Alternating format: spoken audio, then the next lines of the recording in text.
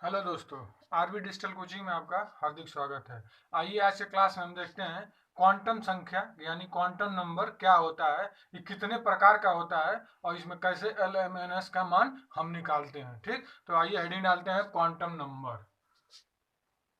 Quantum संख्या या quantum number, देखिए ये क्या होता है। पहले इसको देखिए, पहले एक संख्या ले लीजिए। मान लीजिए कोई संख्या, मान लीजिए एक है। ठीक, एक परमाणु है। ठीक, एक ये परमाणु है। अब देखिए ये मान लीजिए संख्या, ये क्या है, ये संख्या है। इसको कैसे लिखेंगे, संख्या, और ये क्या है, परमाणु। अब देखिए कैसे इसका निकालेंगे क्वांटम संख्या क्या होता है कि देखिए एक संख्या और एक परमाणु लिए, तो इस परमाणु में पाए जाने वाली कक्षाएं होंगी, उनमें इलेक्ट्रॉन पाए जाएंगे। क्या पाए जाएंगे, इलेक्ट्रॉन। तो इस संख्या द्वारा किसी परमाणु में पाए जाने वाले इलेक्ट्रॉन की स्थिति क्या है, स्थिति स्थिति और स्थिति ऊर्जा ऊर्जा का मान यानी इस संख्या द्वारा इस परमाणु में पाए जाने वाले इलेक्ट्रॉन, किसकी, इलेक्ट्रॉन की स्थिति और ऊर्जा का मान उस संख्या से निकालेंगे। वही संख्या क्या होगी, हमारी क्वांटम नंबर होगी। उसी को क्या कहेंगे, क्वांटम नंबर। ये कितने प्रकार के होते हैं, चार प्रकार के। कितने प्रकार के होते हैं, तीन और एक, चार प्रकार के। पहला होगा मुख्य क्वांटम संख्या, मुख्य क्वांटम क्वांटम संख्या। ठीक, दूसरा होगा दिग्वंशी क्वांटम संख्या, दिग्वंशी क्वांटम संख्या। तीसरा होगा चुंबकी क्वांटम संख्या, चुंबकी क्वांटम संख्या। और चौथा होगा स्पिन क्वांटम संख्या, स्पिन क्वांटम संख्या। अब देखिए इसको पहले हम लिखेंगे क्वांटम संख्या जैसे बताया, उसको पूरा विस्तृत लिखेंगे। यहाँ पे मुख्य क्वांटम संख्या का क्या होता है, पूरा विस्तृत फिगर सहित मिलेगा आपको। दिग्वंशी क्वांटम क्या होता है ये बताया जाएगा। चुंबकीय क्वांटम संख्या क्या होता है ये। तो दिमाग में दो चीज रखिए, पहले क्या होता है कि क्वांटम संख्या किसे कहते हैं और ये कितने प्रकार के होते हैं। आज के क्लास में यही आपको मिलेगा, ध्यान दीजिएगा। तो डिटेल्स में बस आपको आगे प्रोवाइड किया जा रहा है। आइए हम देखते हैं कि क्वांटम संख्या क्या होता है, इसको लिखे। देखिए, वह संख्या जिसके द्वारा हम किसी परमाणु में पाए जाने वाले इलेक्ट्रॉन की स्थिति क्या होती है, इलेक्ट्रॉन की स्थिति एवं ऊर्जा का मान ज्ञात करते हैं, उसी संख्या को क्या कहते हैं हम, क्वांटम संख्या। यही वहां समझाए थे, यहाँ आप रिटर्न में लिख लीजिए। ठीक, उसके ये कितने प्रकार के होते हैं, चार प्रकार के। कितने प्रकार के, चार प्रकार के। ठीक, पहला आता है मुख्य क्वांटम संख्या। क्या आता है, मुख्य क्वांटम संख्या। इसमें होता है कि वह क्वांटम संख्या जिसके द्वारा हम यह पता लगाते हैं कि इलेक्ट्रॉन किस कक्षा में उपस्थित है। यानी जैसे मान लीजिए कोई परमाणु हो, ठीक, अब उसमें कक्षाएं पाई जाएंगी। अब जिस कक्षा में उपस्थित होगा, मान लीजिए ये इस कक्षा में इलेक्ट्रॉन क्या है, उपस्थित है, तो ये पहली कक्षा है n=1, ये दूसरी कक्षा है, ये तीसरी कक्षा है। ठीक, तो जिस जिस मान अब किसमें पता लगा हमारा इलेक्ट्रॉन इस कक्षा में, तो n क्या होगा, 3। ठीक, यानी जिस कक्षा में पाया जाएगा उसी कक्षा को हम क्या कहते हैं, मुख्य क्वांटम संख्या। कौन, इलेक्ट्रॉन। ठीक, इसको किससे प्रदर्शित करते हैं, यन से प्रदर्शित करते हैं, यन से प्रदर्शित करते हैं। ये दिमाग में रखिएगा। आइए अब आगे स्क्रीनशॉट ले लीजिए और लिख लीजिएगा बढ़िया से। आगे देखते हैं कि दिग्वंशी क्वांटम संख्या क्या होती है। आइए देखते हैं आप। अब क्या देखते हैं, दिग्वंशी क्वांटम संख्या। पहले तो आप इसका स्क्रीनशॉट ले लीजिए, फिर मैं आपको इसको समझाता हूँ। ठीक, आइए देखते हैं। दिग्वंशी क्वांटम संख्या उप कक्षा को प्रदर्शित करता है, यानी कक्षा में जो उपकक्षा होती है उनको उनको प्रदर्शित करता है। ठीक, प्रत्येक कक्षाओं में उपकक्षा की संख्या कितनी होती है, एक से लेकर अधिकतम 4 तक। ये दिमाग में आप बैठा लीजिए कि प्रत्येक कक्षाओं में उपकक्षाओं की संख्या होगी वो 1 से लेकर अधिकतम 4 तक होती है। ठीक, उप कक्षाओं को जिस संख्या से प्रदर्शित करते हैं उसी उसी को क्या कहते हैं, संख्या को क्वांटम दिग्वंशी क्वांटम संख्या कहते हैं। ठीक, उसी को क्या कहते हैं, दिग्वंशी क्वांटम संख्या। इनका मान 0 से n-1 तक। देखिए एग्जाम में पूछ भी सकता है कि दिग्वंशी क्वांटम संख्या का मान कहां से कहां तक पाया जाता है, तो लिखेंगे आप 0 से लेकर n-1 तक पाया जाता है। ठीक, एल का मान कभी एल का मान यानी द्विगुणित क्वांटम संख्या, यानी इसको किससे प्रदर्शित करते हैं, एल, ये भी बढ़ा सकते हैं आप। तो एल का मान कभी भी 3 से अधिक नहीं हो सकता है, ठीक, ये भी दिमाग में रखिएगा, ठीक। अब देखते हैं कि उपकक्षाओं को जब एल का मान रहेगा तो किससे प्रदर्शित करते हैं। तो देखिए पहले लिखिए एल का मान, एल का मान। तो जब एल का मान 0 होगा तो किससे प्रदर्शित करेंगे, यस से, ठीक। एल का मान, ठीक, एल का मान 1 होगा तो किससे प्रदर्शित करेंगे, पी से प्रदर्शित करेंगे। फिर एल का मान 2 होगा तो डी से प्रदर्शित करेंगे, ठीक। और एल का मान 3 होगा तो किससे प्रदर्शित करेंगे, एफ से प्रदर्शित करेंगे, ठीक। ये चीज क्या रखिएगा, यही उपकक्षाओं को प्रदर्शित करेगा।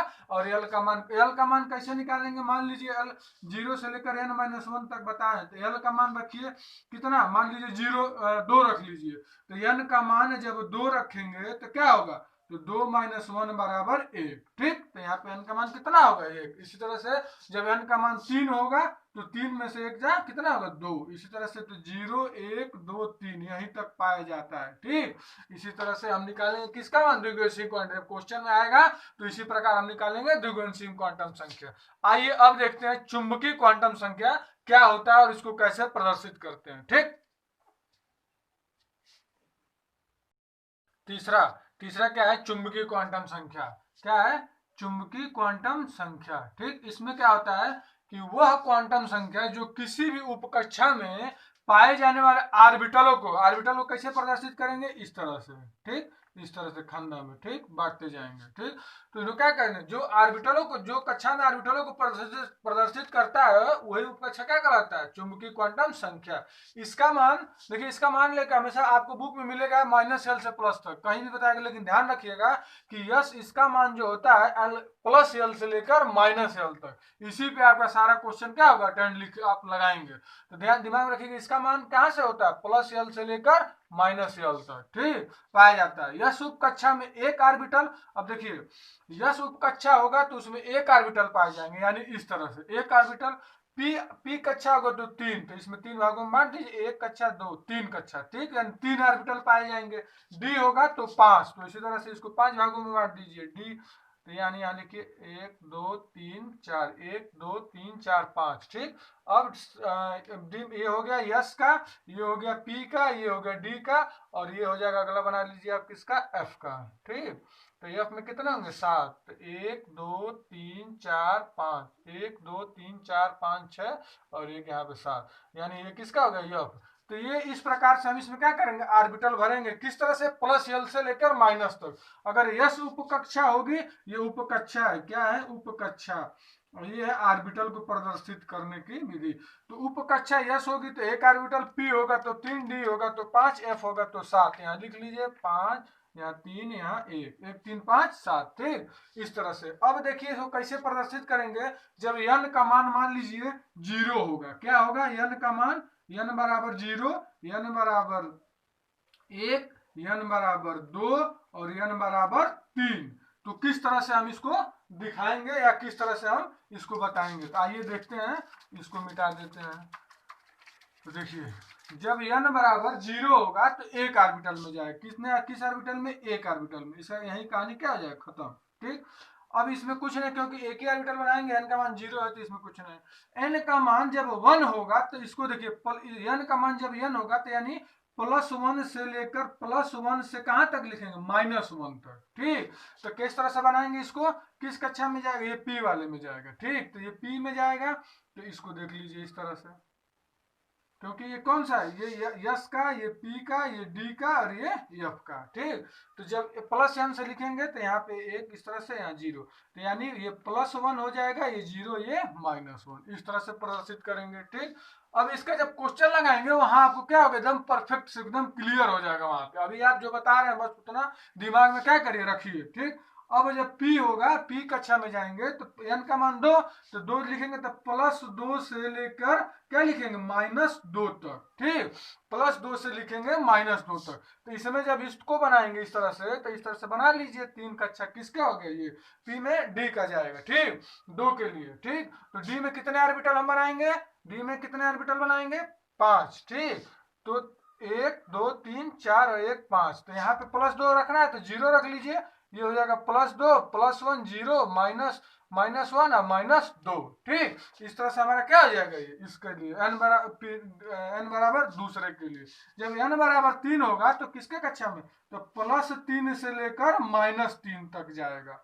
तो यहाँ बना लीजिए इसको इस तरह से 1 2 3 4 1 2 3 4 5 6 और 1 7। ठीक, तो यहाँ पे +3, तो बीच में यहाँ +3 रखिए, +2 रखिए, +1 लिखिए। अब 0 हो जाएगा यहाँ -1 -2 -3। ठीक, तो ये क्या हो जाएगा इसी तरह से। तो जब n बराबर 3 होगा तो इस तरह से लिखेंगे, n बराबर 2 होगा तो इस तरह से, और n बराबर 1 होगा तो इस तरह से, और n बराबर 0 होगा तो इस तरह से। यहाँ पे क्या हो जाएगा ये इस तरह से।